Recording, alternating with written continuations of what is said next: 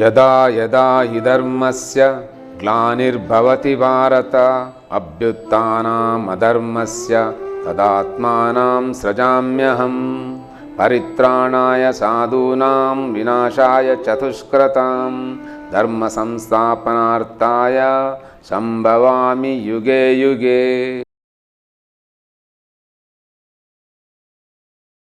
So ಇಂಥ ಸುರತ ಮಹಾರಾಜ ಅವ ಈ ಶರೀರಕ್ಕೆ ಈಗ ರಾಜ. ಇನ್ನು ಆ ಸುಪ್ತ ಮನಸ್ಸು ಯಾವುದು? ಆಗ ಆ ದರ್ಶನದ ವ್ಯಕ್ತಿಗೆ ಗೊತ್ತಾಗ್ತದೆ, ನಾನು ಬೇರೆ, ಈ ದೈವ ಬೇರೆ.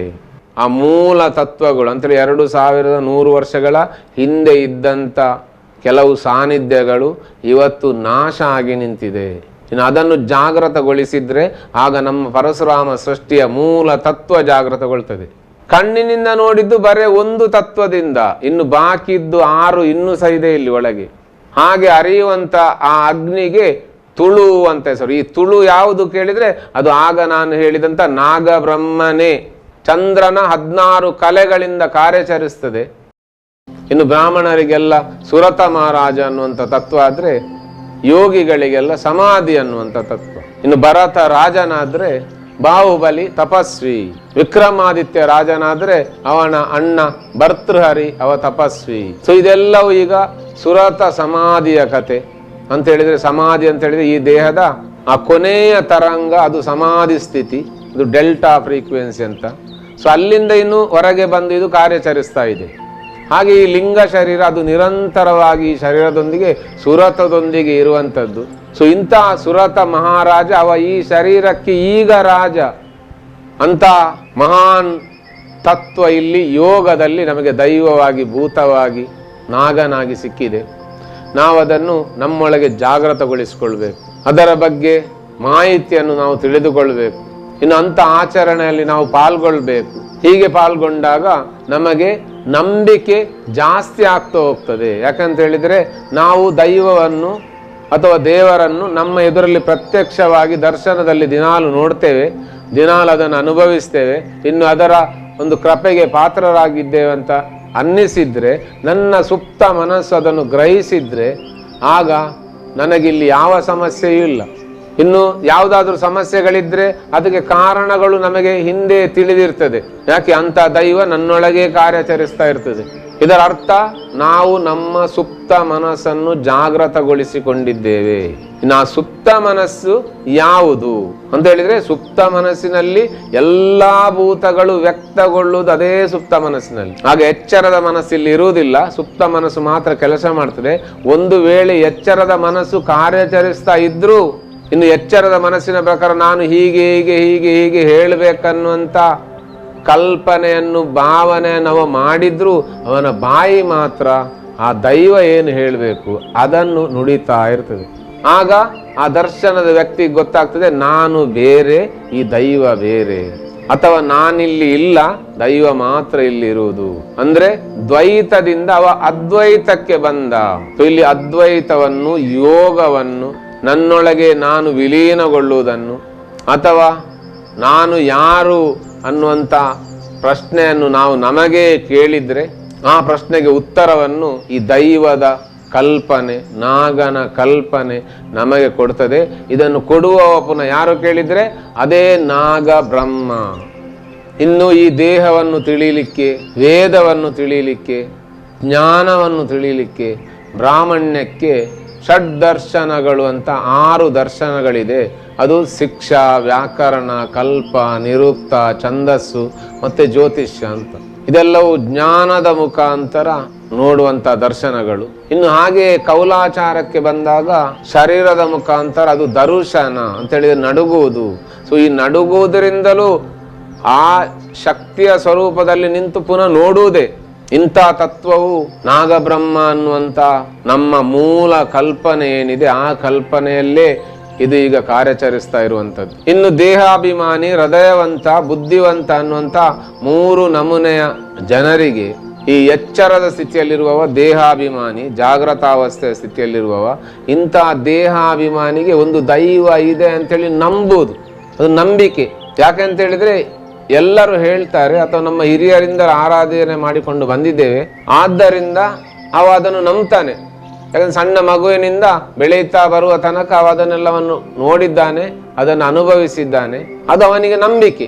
ಇನ್ನು ಹೃದಯವಂತ ಯಾರಿದ್ದಾನೆ ಅವನಿಗೆ ಅದು ಸ್ವಪ್ನಾವಸ್ಥೆಯ ಸ್ಥಿತಿ, ಅಂದ್ರೆ ಜಾಗೃತಾವಸ್ಥೆಯ ಸ್ಥಿತಿಯಲ್ಲಿ ನಂಬಿಕೆ ಅಂತ ಹೇಳಿ. ಆದ್ರೆ ಅದು ಸ್ವಪ್ನಾವಸ್ಥೆಯ ಸ್ಥಿತಿಯಲ್ಲಿ ಅದು ಭಾವನೆ. ಇನ್ನು ಅದಕ್ಕೆ ದರ್ಶನ ಅಂತ ಹೇಳುವಾಗ ಅಲ್ಲಿ ಕಾಣಿಸ್ತದೆ ಅದು ಯಾವ ಶಕ್ತಿ, ಯಾವ ಸ್ವರೂಪ, ಹೇಗಿದೆ, ನಾಗನೋ, ಭೂತವೋ, ಪ್ರೇತವೋ, ದೈವವೋ, ದೇವರೋ, ಇದನ್ನೆಲ್ಲವನ್ನು ಆ ಸ್ವಪ್ನಾವಸ್ಥೆಯ ಸ್ಥಿತಿಯಲ್ಲಿ, ಅಂದರೆ ನಾವು ಜಪ, ಧ್ಯಾನ, ಪೂಜೆ, ಭಜನೆ, ಕೀರ್ತನೆ, ಪ್ರಾರ್ಥನೆ ಇದು ಎಲ್ಲವನ್ನು ನಾವು ಮಾಡುವುದು ಎಚ್ಚರದ ಸ್ಥಿತಿಯಿಂದ ಒಳಗಿನ ಸ್ಥಿತಿಗೆ ಇಳಿಲಿಕ್ಕೋಸ್ಕರ. ಇನ್ನು ಸುಷುಪ್ತಿ ಮತ್ತೆ ತುರಿಯದ ಸ್ಥಿತಿಯಲ್ಲಿ ಏನೆಲ್ಲ ಕಾರ್ಯ ಅಲ್ಲಿ ನಡೀತಾ ಉಂಟು ಅದನ್ನು ತಿಳಿಬೇಕಿದ್ರೆ ಇಲ್ಲಿ ಜ್ಞಾನ ಬೇಕು. ಇನ್ನು ಜ್ಞಾನದಲ್ಲಿ ಇದನ್ನು ನೋಡಿದಾಗ ಆ ದೈವ ಬೇರೆ ಅಲ್ಲ, ನಾನು ಬೇರೆ ಅಲ್ಲ ಅನ್ನುವಂಥ ಅದ್ವೈತದ ಸ್ಥಿತಿಗೆ ಮುಟ್ಲಿಕ್ಕಿದೆ. ಈ ಅದ್ವೈತದ ಸ್ಥಿತಿಗೆ ನಾವು ಮುಟ್ಲಿಕ್ಕೋಸ್ಕರವೇ ನಮಗೆ 2100 ವರ್ಷಗಳ ಹಿಂದೆ ಇಲ್ಲಿ ಬುನಾದಿಯನ್ನು ಹಾಕಿಕೊಟ್ಟದ್ದು. ಆದರೆ ನಾವು ಇನ್ನೂ ಕುಂಟುತ್ತಾ ಇದ್ದೇವೆ, ನಮ್ಮ ಗುರಿಯನ್ನು ನಾವು ಮುಟ್ಲಿಲ್ಲ. ಇನ್ನು ಹಲವು ಆ ಮೂಲ ತತ್ವಗಳು ಅಂತೇಳಿ 2100 ವರ್ಷಗಳ ಹಿಂದೆ ಇದ್ದಂಥ ಕೆಲವು ಸಾನ್ನಿಧ್ಯಗಳು ಇವತ್ತು ನಾಶ ಆಗಿ ನಿಂತಿದೆ. ಇನ್ನು ಅದನ್ನು ಜಾಗೃತಗೊಳಿಸಿದ್ರೆ ಆಗ ನಮ್ಮ ಪರಶುರಾಮ ಸೃಷ್ಟಿಯ ಮೂಲ ತತ್ವ ಜಾಗೃತಗೊಳ್ತದೆ. ಆ ತತ್ವವೇ ನಾಗೇಶ್ವರ ಮತ್ತೆ ನಾಗೇಶ್ವರಿ ಯೋಗದಲ್ಲಿ ರಾಜರಾಜೇಶ್ವರಿಯನ್ನು ಜಾಗೃತಗೊಳಿಸುವಂಥ ಕ್ರಿಯೆ, ರಾಜಯೋಗದ ಕ್ರಿಯೆ. ಇದು ನಾಥ ಪಂಥದ ಕ್ರಿಯೆ. ಇನ್ನು ಜಾಗೃತಗೊಳಿಸಬೇಕಿದ್ರು ಶರೀರ ಬೇಕು. ಈ ಶರೀರ ಬೇಕು ಅಂತೇಳಿ ಅಲ್ಲಿ ಬ್ರಹ್ಮ ಬೇಕು. ಇನ್ನು ಈ ಬ್ರಹ್ಮ ಏನು ಮಾಡ್ತಾನೆ ಕೇಳಿದ್ರೆ ನಾಗೇಶ್ವರಿ ಮತ್ತೆ ನಾಗೇಶ್ವರಿಯನ್ನು ತನ್ನೊಳಗೆ ಧರಿಸಿಕೊಂಡು, ಅದು ಈಗ ಇದೆ, ಅದನ್ನು ಮನಸ್ಸಿನಲ್ಲಿ ಕಲ್ಪಿಸಿ, ಭಾವಿಸಿ, ಜಪಿಸಿ ಅಥವಾ ದರ್ಶಿಸಿ ಅದನ್ನು ನನ್ನೊಳಗೆ ನಾನು ಎಚ್ಚರದ ಸ್ಥಿತಿಯಲ್ಲಿ ಜಾಗೃತಗೊಳಿಸಿಡಬೇಕು. ಎಚ್ಚರ ಸ್ಥಿತಿಯಲ್ಲಿ ಅದನ್ನು ನೆನೆಸಿದ ತಕ್ಷಣ ಮೈ ರೋಮಾಂಚನಗೊಳ್ಬೇಕು. ಭಕ್ತಿಯಿಂದ ಪ್ರಾರ್ಥಿಸುವಾಗಲೂ ನನ್ನ ಮೈ ಕಂಪಿಸಬೇಕು ಅಂತ ಹೇಳಿದ್ರೆ ನನ್ನ ಒಳಗೆ ನಾನು ಅದನ್ನು ನಿಜವಾಗಿಯೂ ಅನುಭವಿಸಬೇಕು, ನೋಡಬೇಕು. ಆ ಒಳಗಿನ ಸ್ಥಿತಿಗೆ ಇಳಿದು ಪ್ರಾರ್ಥಿಸಿದ್ರೆ, ಕೇಳಿದ್ರೆ ಆ ದೈವ ನಮಗೆ ಅದೆಲ್ಲವನ್ನು ದಯಪಾಲಿಸ್ತದೆ, ಕರುಣಿಸ್ತದೆ. ಯಾಕಂತ ಹೇಳಿದ್ರೆ ಇದೆಲ್ಲವೂ ಇರುವುದು ನಮ್ಮ ಒಳಗೆ. ಹೀಗೆ ಸನಾತನ ಧರ್ಮದ ಈ ದೈವ, ಭೂತ, ಪ್ರೇತ, ನಾಗ ಈ ಎಲ್ಲ ತತ್ವಗಳನ್ನು ದರ್ಶನದ ಮುಖಾಂತರ ತಮ್ಮೊಳಗೆ ತಾವು ಜಾಗೃತಗೊಳಿಸಿಕೊಂಡು ಇವತ್ತು ಪರಿಹಾರವನ್ನು ಕೊಡುವವರು ಯಾರಾದರೂ ಇದ್ರೆ ನಮ್ಮ ಈ ಪರಶುರಾಮ ಸೃಷ್ಟಿಯಲ್ಲಿ, ಅವರೆಲ್ಲರೂ ಸನಾತನ ಧರ್ಮಕ್ಕೆ ಬುನಾದಿಯನ್ನು ಹಾಕುವವರು, ನಂಬಿಕೆಗಳನ್ನು ಜೀವಂತ ಇಟ್ಟವರು. ಯಾರಿಗಾದ್ರೂ ಏನಾದ್ರೂ ಕಷ್ಟ, ನೋವು, ತೊಂದರೆ ಬಂದಾಗ ನಾವು ಹೇಗೆ ಜ್ಯೋತಿಷ್ಯರ ಬಳಿಗೆ ಹೋಗ್ತೇವೆ, ಅದೇ ರೀತಿ ಎಲ್ಲಿ ದರ್ಶನ ನಡೆಯುತ್ತದೆ ಅಂತ ಜಾಗಕ್ಕೆ ಹೋಗಿ ಅಲ್ಲಿ ದೈವದ ಬಾಯಿಂದ ನುಡಿಯನ್ನೆಲ್ಲ ಕೇಳಿ ತನ್ನ ಕಷ್ಟಗಳಿಗೆ ಏನು ಕಾರಣ, ಇನ್ನು ಆ ಕಾರಣಗಳಿಗೆ ಏನು ಪರಿಹಾರ, ಅದನ್ನೆಲ್ಲವನ್ನು ನಾನು ಪರಿಹರಿಸಿಕೊಡ್ತೇನೆ ಅಂತೇಳಿ ದೈವ ಕೊಡುವ ಅಭಯ. ಇಷ್ಟರಲ್ಲೇ ಎದುರಿನವನ ಸಮಸ್ಯೆಯನ್ನು ಅವ ನಿವಾರಿಸಿಕೊಳ್ತಾನೆ. ಯಾಕಂತ ಹೇಳಿದ್ರೆ ಅಲ್ಲಿ ಅವನ ಎದುರಲ್ಲಿ ನಿಜವಾಗಿ ದೈವ ಇದೆ ಅನ್ನುವಂಥ ದೃಢ ನಂಬಿಕೆ, ದೃಢ ಭಾವನೆ ಅಲ್ಲಿ ಕೆಲಸ ಮಾಡ್ತಾ ಇದೆ. ಈಗ ಅವನ ಕೆಲಸ ಇಲ್ಲಿ ಆಗಲೇಬೇಕು. ಇನ್ನು ಆಗ್ಲಿಲ್ಲ ಅಂತ ಹೇಳುವುದಕ್ಕೆ ಹಲವು ಕಾರಣಗಳಿದೆ, ಅದು ಮುಂದಿನ ಅಧ್ಯಾಯದಲ್ಲಿ ತಿಳಿಸ್ತೇನೆ ನಾನು. ಇನ್ನು ಬಾಲ್ಯದಿಂದ ಸಣ್ಣ ಮಗುವಿನಿಂದ ಈ ಎಲ್ಲ ಕಾರ್ಯಕ್ರಮಗಳಲ್ಲಿ ಪಾಲ್ಗೊಳ್ಳುತ್ತಾ ಅದನ್ನು ನೋಡುತ್ತಾ ನೋಡುತ್ತಾ ನಾವು ಆ ಈ ಅಂತ ಕಲಿತಾ ಹೋಗ್ತೇವೆ. ಅಂತ ಹೇಳಿದ್ರೆ ಅದರದ್ದು ಸಾಮಾನ್ಯ ಜ್ಞಾನಗಳೆಲ್ಲವೂ ಸಣ್ಣ ಬಾಲ್ಯದಲ್ಲಿಯೇ ನಮ್ಮ ಒಳಗೆ ಸೇರಿಕೊಂಡಿರ್ತದೆ. ಇದು ಪರಶುರಾಮ ಸೃಷ್ಟಿಯಲ್ಲಿ ಎಲ್ಲರ ಒಳಗೂ ಇರುವಂತ ಒಂದು ಕಲ್ಪನೆ. ಎಲ್ಲರೂ ತಾವು ನೋಡಿದ, ಕೇಳಿದ, ಓದಿದ, ಹಾಗೆ ದರ್ಶಿಸಿದ ಕ್ರಿಯೆಗಳು. ಈ ಎಲ್ಲ ಕ್ರಿಯೆಗಳನ್ನು ನಾವು ಬಾಲ್ಯದಲ್ಲೇ ಕಲಿತ ನಂತರ ಈಗ ಇದರಲ್ಲಿ ಯಾರಿಗಾದರೂ ಕೆಲವರಿಗೆ ದರ್ಶನ ಎಲ್ಲ ಪ್ರಾರಂಭ ಆದೀತು, ಮೈಯಲ್ಲಿ ಅಂತ ದೈವಿಕ ಶಕ್ತಿಗಳು ಪ್ರಕಟಗೊಳ್ಬಹುದು. ಹೀಗೆ ಪ್ರಕಟಗೊಂಡ ನಂತರ ಇನ್ನು ಮುಂದೆ ಏನು? ದಿನಾಲು ಜನ ಬರ್ತಾರೆ, ಪರಿಹಾರ ಕೊಡುವುದು, ಇನ್ನು ಅನ್ನದಾನ, ಇನ್ನು ಪ್ರತಿದಿನ ಹೀಗೆ. ಅದರ ಅರ್ಥ ನಿಮಗೆ ಬಂದಂತ ಯಾವ ದರ್ಶನ ಉಂಟು ಅದಕ್ಕೊಂದು ಮೂಲ ಸ್ಥಿತಿ ಅಂತ ಉಂಟು, ಒಂದು ಮೂಲ ತತ್ವವನ್ನು ಮುಟ್ಲಿಕ್ಕುಂಟು. ಆ ಮೂಲ ತತ್ವವೇ ಇಲ್ಲಿ ನಾಗಬ್ರಹ್ಮ ಅನ್ನುವಂಥ ತತ್ವ. ಆ ನಾಗಬ್ರಹ್ಮ ಅನ್ನುವಂಥ ತತ್ವಕ್ಕೆ ನಾವು ಮೂಲಕ್ಕೆ ಹೋಗಿ ಮುಟ್ಟಬೇಕು. ಯಾರಿಗಾದ್ರೂ ನಾಗನ ದರ್ಶನ ಬರ್ತದೆ ಅಂತ ಹೇಳಿದ್ರೆ ಅವ ಆದಿಶೇಷನು ಅಥವಾ ಸಾಧನೆಯ ಮುಖಾಂತರ ಅನಂತನು ಆಗಬೇಕು. ಇನ್ನು ನಾಗಯುಕ್ತ ಸ್ತ್ರೀ ಶಕ್ತಿ ಅಂತ ಹೇಳಿ ಉಳ್ಳಾಲ್ತಿ, ನಾಗಯಕ್ಷಿ, ನಾಗಕನ್ನಿಕೆ ಇಂಥದೆಲ್ಲ ದರ್ಶನ ಬರುವವರು ಅವರು ಆ ಯೋಗದ ತತ್ವದಲ್ಲಿ ತಿಳಿಯಬೇಕು. ನಾವು ಈ ಮೂಲ ತತ್ವ ಯಾವುದು ಕೇಳಿದ್ರೆ ಅದು ನಾಗೇಶ್ವರಿ. ಇದು ಎಲ್ಲರ ಒಳಗೂ ಇದೆ ಅಂತ ಒಂದು ತತ್ವ ಜಾಗೃತಗೊಳ್ಳಿಕ್ಕೆ ಬಾಕಿ ಇದೆ ಅಷ್ಟೇ. ಹಾಗೆ ಇನ್ನು ದೈವಗಳ ದರ್ಶನ ಮಾಡುವವರು ಎಲ್ಲರಿಗೂ ತಿಳಿದಿರಬೇಕು, ಇದು ಪರಶುರಾಮ ತತ್ವ ಅಂತ, ಅಥವಾ ಇದು ಕಾಲಭೈರವ ತತ್ವ ಅಂತ. ಯಾವುದೇ ಭೂತ ಇರ್ಬೋದು, ಅದು ಎಲ್ಲವೂ ಭೂತ ಸಂಘ ನಾಯಕಂ ವಿಶಾಲ ಕೀರ್ತಿ ದಾಯಕಂ ಕಾಶಿವಾಸ ಲೋಕ ಪುಣ್ಯ ಪಾಪಶೋಧಕಂ ವಿಭುಂ. ವಿಭು ಯಾರು? ವಿಭು ರಾಜ, ಒಡೆಯ, ಇಡೀ ಲಿಂಗ ಶರೀರವಾಗಿ ನನ್ನ ಶರೀರದ ಸುತ್ತ ಇರುವವ. ಇದೆಲ್ಲವೂ ಯೋಗದ ಕ್ರಿಯೆಗಳು. ನಮ್ಮೊಳಗಿರುವಂತ ಸಪ್ತ ಚಕ್ರಗಳ ಮುಖಾಂತರ ದರ್ಶಿಸುವ ಕ್ರಿಯೆ. ಅದಕ್ಕೆ ತುಳುವಿನಲ್ಲಿ ತೂಪುನಿ ಅಂತ ಹೇಳುದು. ತೂಪುನಿ ಅಂತ ಹೇಳಿದ್ರೆ ನೋಡುವುದಂತ. ಇಲ್ಲಿ ತೂ ಅಂತ ಹೇಳಿದ್ರೆ ಅಗ್ನಿ, ಅದು ಹೂ ಅಂತ ಹೇಳಿದ್ರೆ ಹೂ. ಯಾವ ಹೂ? 7 ಚಕ್ರಗಳನ್ನುವ ಹೂ. ಇನ್ನು ನೀ ಅಂತ ಹೇಳಿದ್ರೆ ಅದು ನನ್ನ ಒಳಗೆ ಯಾವುದು ಹರಿಯುತ್ತಾ ಉಂಟು, ಹರಿಯುವುದನ್ನು ನಾವು ನೀರು ಅಂತ ಹೇಳುದು. ಆ ನೀರು ಅಂತ ಹೇಳಿದ್ರೆ ಯಾವುದು ಹರಿಯುತ್ತಾ ಉಂಟು ಅದರ ಒಟ್ಟಿಗೆ ಒಂದು ರಾ ಅನ್ನುವಂತ ಅಗ್ನಿ ತತ್ವ ಉಂಟು ಅಂತ ಹೇಳಿದ್ರೆ ಹೈಡ್ರೋಜನ್ ಡೈಆಕ್ಸೈಡ್ ಅಂತ. ಹೈಡ್ರೋಜನ್ ಅಂತ ಹೇಳಿದ್ರೆ ಅದು ಅಗ್ನಿ ತತ್ವ. ಹಾಗೆ ಅಂತ ಅಗ್ನಿ ತತ್ವ ಇಲ್ಲಿ ವಿದ್ಯುತ್ ಕಾಂತೀಯ ತರಂಗವಾಗಿ ದಕ್ಷಿಣದಿಂದ ಉತ್ತರಕ್ಕೆ 7 ಹೂವಿನ ಮಧ್ಯದಿಂದ ಹರಿಯುತ್ತದೆ. ಆ ಮಧ್ಯದಿಂದ ಹರಿಯುವಾಗ 7 ಚಕ್ರಗಳ ಮುಖಾಂತರ ಇಡೀ ಬ್ರಹ್ಮಾಂಡವನ್ನೇ ಅದು ದರ್ಶಿಸ್ತದೆ, ನೋಡ್ತದೆ. ಇನ್ನು ನಾವು ಯಾವ ಸ್ಥಿತಿಯಲ್ಲಿ ನಿಂತಿದ್ದೇವೆ ಆ ಸ್ಥಿತಿಯಲ್ಲಿ ಕಾಣ್ತೇವೆ. ನಾವೆಲ್ಲರೂ ಎಚ್ಚರದಲ್ಲಿ ಮೂಲಾಧಾರದ ಸ್ಥಿತಿಯಲ್ಲಿ ಇರ್ತೇವೆ.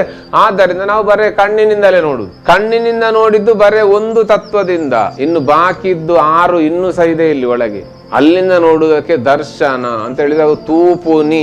ಇನ್ನು ತೂಟೆ ಅಂತ ಹೇಳುವಾಗ ತೂ ಅಂತ ಹೇಳಿದ್ರೆ ಇಲ್ಲಿ ಅಗ್ನಿ ಅಂತ, ಟಾ ಅಂತ ಹೇಳಿದ್ರೆ ಉಚ್ಚಾಟನ ಮಂತ್ರ. ಅದು ಅಂತ ಹೇಳಿದ್ರೆ ಕತ್ತಲೆಯನ್ನು ಉಚ್ಚಾಟಿಸಿ ಬೆಳಕನ್ನು ಕೊಡುವುದು ಯಾವುದುಂಟು ಅದಕ್ಕೆ ತೂಟೆ ಅಂತ ಹೆಸರು. ಇನ್ನು ತುಳು ಅನ್ನುವಂಥ ಶಬ್ದಕ್ಕೆ ಸುಲಾಭದಲ್ಲಿ ಹೇಳಿದ್ದಾರೆ, ಅದು ತುಳುವೆ ಪೆಲಕಾಯ ಲೆಕ್ಕ, ತುಂಬಾ ಮೃದು ಅದು. ಆದ್ದರಿಂದ ತುಳು ಮೃದು ಅಂತ. ಇದಲ್ಲ. ತೂ ಅಂತ ಹೇಳಿದ್ರೆ ಅದು ಅಗ್ನಿ, ಅದು ಬೆಂಕಿ. ಆ ಲು ಅಂತ ಹೇಳಿದ್ರೆ ಲಾ ಅನ್ನುವಂಥ ಮೂಲಾಧಾರ ಚಕ್ರದಲ್ಲಿ ಊರ್ಧ್ವಮುಖವಾಗಿ ಯಾವುದು ಹರಿಯುತ್ತದೆ ಅದು ಊರು ಅಂತ. ಊರು ಅಂತ ಹೇಳಿದ್ರೆ ತೊಡೆಯ ಸಂದಿನಿಂದ ಮೂಲಾಧಾರದಿಂದ ಮೇಲಕ್ಕೆ ಹರಿಯುವುದಂತ. ಹಾಗೆ ಹರಿಯುವಂತ ಆ ಅಗ್ನಿಗೆ ತುಳು ಅಂತ ಹೆಸರು. ಈ ತುಳು ಯಾವುದು ಕೇಳಿದ್ರೆ ಅದು ಆಗ ನಾನು ಹೇಳಿದಂತ ನಾಗಬ್ರಹ್ಮನೇ. ತುಳು ಹೇಳುವಂತ ಶಬ್ದದ ಅರ್ಥ ಯಾವುದು ಕೇಳಿ ಅದು ನಾಗಬ್ರಹ್ಮನೇ, ಯಾಕಂದ್ರೆ ಅದು ಅಗ್ನಿ ತತ್ವ. ಹೀಗೆ ಇಂಥ ಅಗ್ನಿ ತತ್ವವನ್ನು ಜಾಗೃತಗೊಳಿಸುವಂತ ಕ್ರಿಯೆಯಲ್ಲಿ ಯಾರು ತೊಡಗಿದ್ದಾನೆ ಅವನಿಗೆ ರಾಜ ಅಂತ ಹೆಸರು.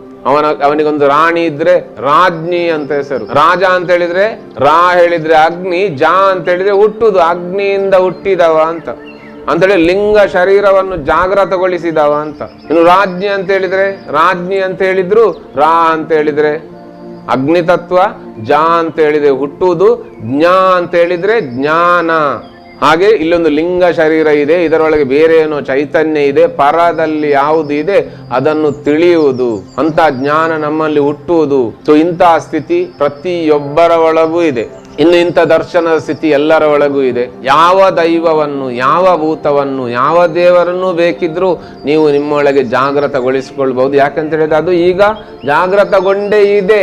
ನನಗೆ ಭಾವಿಸ್ಲಿಕ್ಕೆ, ನೆನೆಸ್ಲಿಕ್ಕೆ, ಕಲ್ಪಿಸ್ಲಿಕ್ಕೆ, ನಂಬಲಿಕ್ಕೆ ಮಾತ್ರ ಇಲ್ಲಿರುವುದು. ಇನ್ನು ಎಷ್ಟು ಆಗಬೇಕಿದ್ರೆ ಕೋಲ, ನೇಮ, ಭೂತ, ನಾಗನ ಪರ್ವ, ಪೂಜೆಗಳು ಇದಕ್ಕೆ ನಾವು ಹೋಗಬೇಕು. ಹೋದಾಗ ನಮ್ಮೊಳಗೆ ಅದು ಹಂತ ಹಂತವಾಗಿ ಜಾಗೃತಗೊಳ್ತಾ ಹೋಗ. ಹೀಗೆ ನಾವು ಅದನ್ನೆಲ್ಲವನ್ನು ನಮ್ಮೊಳಗೆ ಜಾಗೃತಗೊಳಿಸಿಕೊಂಡ್ರೆ ಇನ್ನು ನಮ್ಮ ಕುಟುಂಬದಲ್ಲಿ ಆರಾಧನೆಯನ್ನು ಪಡೆದುಕೊಳ್ಳುವಂತ ದೈವಗಳೇ ನಮ್ಮಲ್ಲಿ ಜಾಗೃತಗೊಂಡ್ರೆ ಸರಿ. ಇನ್ನು ಒಂದು ವೇಳೆ ಹೊಸತ್ತು ಜಾಗೃತಗೊಂಡ್ರೆ ನಮ್ಮ ನಂತರ ಅಲ್ಲಿ ಆ ಭೂತ ಅಲ್ಲಿ ಕಾಣಿಸಿಕೊಳ್ತದೆ, ಆ ದೈವ ಅಲ್ಲಿ ಕಾಣಿಸಿಕೊಳ್ತದೆ. ಆಗ ಅದನ್ನು ಕುಟುಂಬದವರು ನಂಬಬೇಕು. ಇನ್ನು ಒಂದು ವೇಳೆ ನಾವು ಕುಟುಂಬದಲ್ಲಿ ಆರಾಧನೆ ಮಾಡುವ ದೈವವೇ ನನ್ನಲ್ಲಿ ಜಾಗೃತಗೊಂಡ್ರೆ ಆಗ 16 ಎಲೆ ಬಡಿಸಿ 17 ಆಗುವಾಗ ಯಾವುದು ಭೂತ ಆಯಿತು ಅಂತ ನಾನು ಹೇಳ್ತೇನೋ ಆ ಭೂತ ಆಗುವಂತಹ ಸ್ಥಿತಿಯನ್ನು ಅವ ಮೊದಲೇ ಇಲ್ಲಿ ಆ ಸ್ಥಿತಿಯಲ್ಲಿ ನಿಂತಾಗಿದೆ. ಇನ್ನು 16 ಎಲೆ ದಾಟಲೇಬೇಕು. ಯಾಕಂತ ಹೇಳಿದ್ರೆ ಮನುಷ್ಯ ಸಹಜವಾಗಿ ಮನುಷ್ಯನ ಮೆದುಳು ಚಂದ್ರನ 16 ಕಲೆಗಳಿಂದ ಕಾರ್ಯಾಚರಿಸ್ತದೆ. ಆದ್ದರಿಂದ ಇಲ್ಲಿ 16 ಎಲೆ ಬಡಿಸಿ 17 ಆದಾಗ ಭೂತ ಆದ ಅಂತ ಹೇಳಿದ್ರೆ ಲಿಂಗ ಶರೀರ ಆದ. ಇನ್ನು ಈ ಲಿಂಗ ಶರೀರ ಯಾವುದು ಕೇಳಿದ್ರೆ ಅದು ಇವತ್ತು ನಾವು ಯಾವುದನ್ನು ಭೂತ ನಾಗ ಅಂತ ಆರಾಧನೆ ಮಾಡಿಕೊಂಡು ಬಂದಿದ್ದೇವೋ ಅದುವೇ. ಅಂತ ಭೂತ ಅಂಥ ದೈವ, ಅಂಥ ನಾಗ ಈಗ ನಮ್ಮ ಒಟ್ಟಿಗೆ ನಿಂತು ನಮ್ಮನ್ನು ರಕ್ಷಿಸ್ತಾ ಇದೆ. ನಮ್ಮ ಇಲ್ಲಿ ಒಳಗೆ ಹೊರಗೆ ಕಣ ಕಣಗಳಲ್ಲಿ ನಡೆಯುವಂಥ ಎಲ್ಲ ಕ್ರಿಯೆಗಳು ಅದರ ಕ್ರಿಯೆಗಳು. ಇನ್ನು ಅದರ ಕ್ರಿಯೆಗಳನ್ನು ಹಿಡಿದುಕೊಂಡು ಎಚ್ಚರದ ಸ್ಥಿತಿಗೆ ಬಂದು ನಾನು ಅನ್ನುವಂಥ ಅಹಂಕಾರವನ್ನು ವ್ಯಕ್ತಪಡಿಸಿದ್ರೆ ಅಂತ ಹೇಳಿದ್ರೆ ಆಕಾಶವೇ ನಾನಂತ ಹೇಳುದು. ಅನ್ನುವಂಥ ಆಕಾಶ ಇದರ ಒಳಗೆ ಹೊರಗೆ ಸುತ್ತ ವ್ಯಾಪಿಸಿ ಉಂಟು, ಅದುವೇ ನಾನಂತ ಹೇಳಿದಾಗ ಆಗ್ತದೆ. ಇನ್ನು ಕಲ್ಪನೆಯ ಈ ಅರವಿಂದನ ಸ್ಥಿತಿಯೇ ಬೇರೆ. ಇನ್ನು ಈ ಶರೀರ ಮಾಡುವಂಥ ಕ್ರಿಯೆಗಳು, ಇದರ ವಂಶವಾಹಿನಿಯಲ್ಲಿರುವಂಥ ಮಾಹಿತಿಗಳು ಅದೆಲ್ಲ ಬೇರೆ. ಹೀಗೆ ಆ ಎಚ್ಚರದ ಸ್ಥಿತಿಯನ್ನು ನಾವು ಬಿಟ್ಟು ಆ ಎಚ್ಚರದ ಸ್ಥಿತಿಯಿಂದ ಸ್ವಲ್ಪ ಹೊರಗೆ ಬಂದು ಒಳಗಿನ ಸ್ಥಿತಿಗೆ ಇಳೀಲಿಕ್ಕೆ ಕಲಿಬೇಕು. ಹೀಗೆ ಪ್ರತಿದಿನ ಬೆಳಿಗ್ಗೆ ಮತ್ತು ಸಂಜೆ ಧ್ಯಾನ ಮಾಡಿಯೋ, ಜಪ ಮಾಡಿಯೋ, ಪೂಜೆ ಮಾಡಿಯೋ, ಭಜನೆ ಮಾಡಿಯೋ, ಕೀರ್ತನೆ, ಪ್ರಾರ್ಥನೆ, ಶ್ಲೋಕಗಳನ್ನು ಉಚ್ಚರಿಸಿಯೋ ನಾವು ನಮ್ಮ ಸುಪ್ತ ಮನಸ್ಸನ್ನು ಜಾಗೃತಗೊಳಿಸಿಕೊಳ್ಬೇಕು. ಇನ್ನು ಈ ಸುಪ್ತ ಮನಸ್ಸಿನಲ್ಲಿ ಅಗಾಧವಾದಂಥ ಶಕ್ತಿ ಇದೆ. ನಿಮ್ಮ ಎಲ್ಲ ಕೆಲಸವನ್ನು ಮಾಡಿಕೊಡುವಂಥ ಶಕ್ತಿ ಇದೆ. ಅದರಲ್ಲಿ ಎಲ್ಲ ರೀತಿಯ ಮಾರ್ಗದರ್ಶನವನ್ನು ಕೊಡುವಂಥ ಶಕ್ತಿ ಇದೆ. ಇನ್ನು ಯಾರದ್ದೋ ದರ್ಶನಕ್ಕೆ ಹೋಗಿ ನಾನಲ್ಲಿ ಕೈ ನೀಡುವ ಅಗತ್ಯ ಇಲ್ಲ. ನನ್ನ ಒಳಗೆ ಇರುವಂಥ ಶಕ್ತಿಯನ್ನು ನಾನು ನನ್ನೊಳಗೆ ಧರಿಸಿ ಅದರ ಮುಖಾಂತರ ಪ್ರಶ್ನೆಗೆ ಉತ್ತರವನ್ನು ಕಂಡುಕೊಳ್ಳುವಂಥ ಶಕ್ತಿಯು ಅದಕ್ಕಿದೆ. ಇಷ್ಟೆಲ್ಲ ಕೆಲಸವನ್ನು ಮಾಡುವಂಥ ಪರಶುರಾಮ ಸೃಷ್ಟಿಯಲ್ಲಿ ಹುಟ್ಟಿದಂಥ ಎಲ್ಲರ ಶರೀರವು ಇಲ್ಲಿ ನಾಗಬ್ರಹ್ಮನೇ. ಅಂತ ನಾಗಬ್ರಹ್ಮ ಅನ್ನುವಂಥ ತತ್ವವನ್ನು ತಿಳಿದುಕೊಂಡು ನಮ್ಮೊಳಗೆ ನಾವು ಅದನ್ನು ಜಾಗೃತಗೊಳಿಸಿಕೊಂಡು ನಮ್ಮ ಎಲ್ಲ ಕಷ್ಟ ಕಾರ್ಪಣ್ಯಗಳಿಗೆ, ತಾಪತ್ರಯಗಳಿಗೆ ಪರಿಹಾರವನ್ನು ಕಂಡುಕೊಳ್ಳಬೇಕು. ಇಂತಹ ಸ್ಥಿತಿಯಲ್ಲಿ ನಾವು ನಿಲ್ಲಬೇಕು. ಯಾಕೆಂದೇಳಿ ಇದು ನಮ್ಮದು, ನಮ್ಮ ವಿದ್ಯೆ, ನಮ್ಮ ಜ್ಞಾನ, ನಾವು ಕಲಿಬೇಕಿದನ್ನು ನಾವು ತಿಳಿಬೇಕು. ಈ ಸಂಚಿಕೆಯ ಉಳಿದ ಭಾಗವನ್ನು ಮುಂದಿನ ಸಂಚಿಕೆಯಲ್ಲಿ ತಿಳಿಸ್ತೇನೆ. ಹೀಗೆ ತಮ್ಮೊಳಗಿನ ಈ ದೈವಿಕ ಶಕ್ತಿಯನ್ನು ಜಾಗೃತಗೊಳಿಸಿಕೊಳ್ಳಿ ಎಂದು ನಿಮ್ಮಲ್ಲಿ ಪ್ರಾರ್ಥಿಸುತ್ತಾ, ನಮ್ಮೊಳಗಿನ ಈ ದೈವ ದರ್ಶನ ಈ ಕಾರ್ಯಕ್ರಮವನ್ನು ಕೇಳಿದಂಥ ನೋಡಿದಂಥ ಎಲ್ಲ ಸಹೃದಯ ಬಂಧುಗಳಿಗೆ ಅನಂತ ಅನಂತ ಕೃತಜ್ಞತೆಗಳು, ಅನಂತ ಅನಂತ ಪ್ರಣಾಮಗಳು.